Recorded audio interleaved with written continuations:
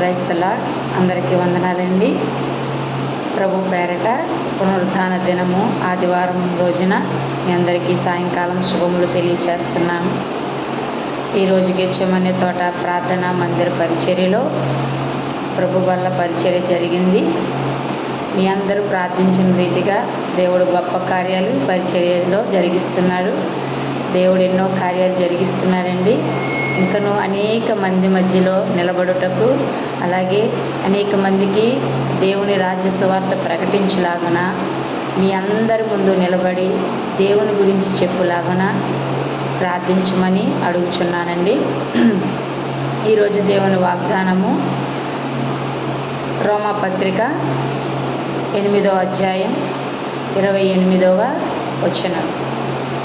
దేవుని ప్రేమించే వారికి అనగా ఆయన సంకల్పం చొప్పున పిలువబడిన వారందరికీ సమస్తమును సమకూడి మేలుకే జరుగును అని దేవుడు సెలవిస్తున్నాడండి. అవును, ఆయన సంకల్పం చొప్పున పిలువబడిన మనందరికీ దేవుడు సమస్తమును సమకూర్చి మేలుకే చేస్తాడండి. ఏ విషయంలో కూడా భయపడని అవసరం లేదు. దేవుడు సమస్తము మన కోసం ముందుగానే సిద్ధపరిచాడు. ఆకాశమును, భూమిని, సమస్తం మానవాళికి కావలసిన సమస్త జీవరాశులను ఏది ఎవరికి అవసరమో అది దేవుడు ముందుగా సమకూర్చి పెట్టాడండి. మనం దేనికి చింతించకూడదు. ఎందుకంటే ఆయన సంకల్పం చొప్పున పిలువబడిన మనందరికీ దేవుడే గొప్ప కార్యాలు చేస్తాడు. ఈరోజు వాగ్దానం అండి. మీ అందరికీ దేవుని పేరట వందనాలు చెల్లిస్తున్నాను.